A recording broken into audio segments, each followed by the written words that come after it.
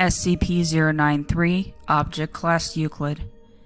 SCP-093 is a primarily red disk carved from a stone composite resembling cinnabar, with circular engravings and unknown symbols carved at 0.5 centimeters depth around the entire object. Deeper cuts are present on SCP-093 with a depth of 1 to 1.5 centimeters. SCP-093 is 7.62 centimeters in diameter and fits comfortably into most palms without abrasion. SCP-093 would change hue when held by a living individual. The colors taken by SCP-093 are still being researched to establish a link. Current belief holds that the changes depend upon regrets carried by the holder. If SCP-093 is removed from a mirror and not held by a person, it will seek out the nearest mirror-like surface. SCP-093 has been observed to travel in the largest possible circle while rolling, building up phenomenal speed. The mechanism of this acceleration is currently unknown. If an obstacle is between SCP-093 and the nearest mirror-like surface, it will use this momentum to punch through the obstacle and continue on its course at this speed. It will only stop when a mirror-like surface is contacted. Despite tremendous impact velocities, no damage will be dealt to SCP-093 or the mirror. Additional notes. No records exist to clarify the nature of SCP-093's discovery or presence in the Foundation. See SCP-093-OD. Since no records exist explaining SCP-093's method of containment, a test procedure was initiated to establish why mirrors must be used to contain it. The results of SCP-093-T1 lead to the discovery of living beings holding SCP-093 being able to move through mirrors, and the series of tests in SCP-093-T2 to ascertain the destination reached through this travel. SCP-093 Original Documentation. Special Containment Procedures. Item SCP-093 is to be kept on a silver-lined mirror on a 0.3 by 0.23 meter or 1 foot by 9 inch pedestal at least 1.22 meters 4 feet off the ground in containment cell block. Object is not to be contained in areas exceeding 3.66 by 3.05 meters or 12 by 10 feet, nor placed on mahogany, pine, cherry, or aluminum pedestals above or below level 1 of containment cell block. Object can be handled safely, albeit gently, without consequences. Tests and consequences thereof involving containment conditions can be viewed in Section B35-1 of the attached report. Description. Object was found on the shore of the Red Sea, 30th of January 1968, emitting a low sigh and a dim blue gleam. Its color has since returned to an orange mix of red, only emitting a hum of varying volume, whilst in the presence of female examiners of ages between 34 and 41. SCP-093 resembled the documented blue for 5434 at 1:23 on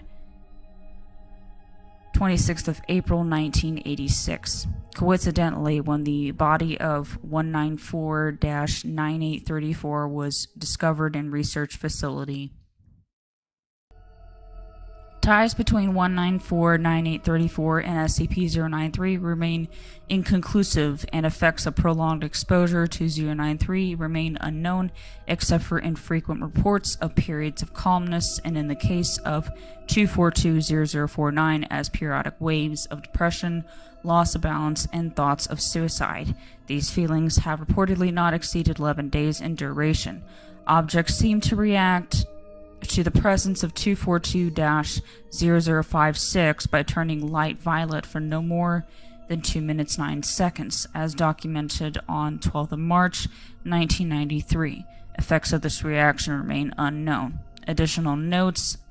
Origins of 093 remain unknown, and documents of recovery of 093 have since been destroyed in a fire in research facility.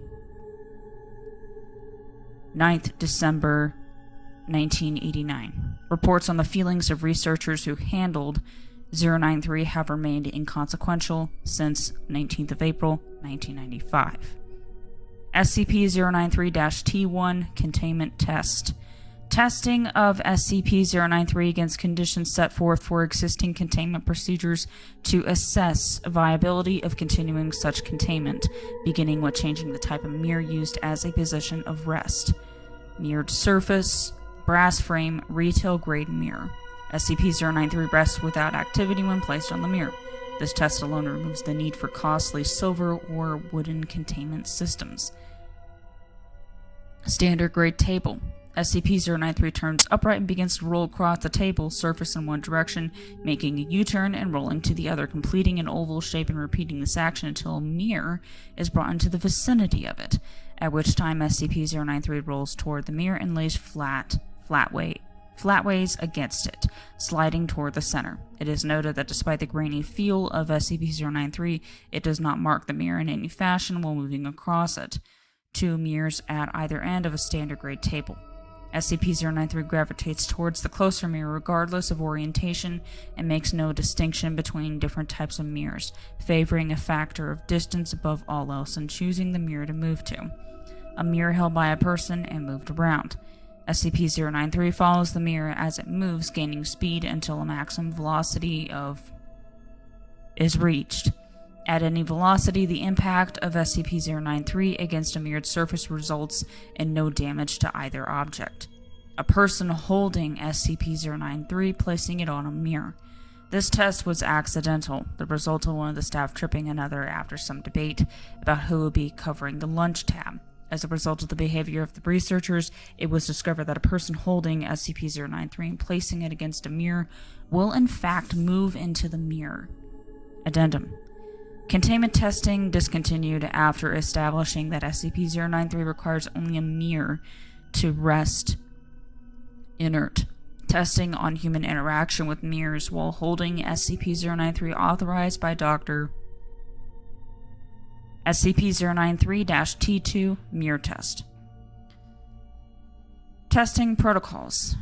Subjects testing SCP-093 must wear a Class 3 buckle harness strapped to the chest and attached to a tension pulley system allowing for 300 meters or approximately 1,000 feet of movement. Additional spools may be added to extend movement if necessary. The clasps connecting these spools must be high grade and capable of withstanding applied force of 0.2 tons. A field kit containing the following should be standard issue for testing of SCP-093. 1. Wrist-mounted light source with 3 hours lifespan and additional power sources providing up to 6 additional hours. 4. 0.5 liter water bottles with water. 4. MREs of any type plus 2 plain granola bars, chocolate chips allowed. 1. Standard issue Beretta 9mm firearm with 24 rounds of ammunition loaded. This is not to be issued until subject has passed into a mirror using SCP-093 and should be given under armed supervision, ensuring that the subject passes through entirely. This item is to be requisitioned first upon subject's return and subject to be made aware of this before leaving line of sight within SCP-093's mirror. 1. Standard issue field knife. Subject is not to be made aware of this item and must find it on his own within the kit. The subject must also be attached to a video system with a camera mounted on the subject's head or shoulders. The video device should be cable-based and allow for the same length of travel as the return system. Wireless cameras have shown mixed results and should only be used in testing conditions where SCP-093 is a currently known color. New colors must be tested during wired feed. During testing, the color of SCP-093 must be recorded, as well as history of the subject in terms of their incarceration to identify how SCP-093 determines the color to assume. A link appears to be connected to guilt or a lack thereof in the subject's psyche. The attached test results should be read in order. Special Containment Procedures. See Testing Document SCP-093-T1 for outline of testing conditions. SCP-093 must remain on a mirror at all times and under video surveillance.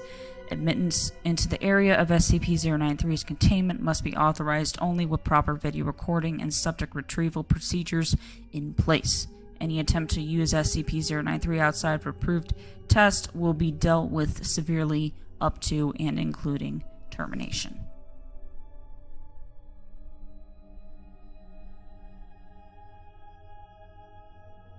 Hey guys, Wicked here. Thank you so much for watching today's video. If you enjoyed it, please leave a like and subscribe for more content.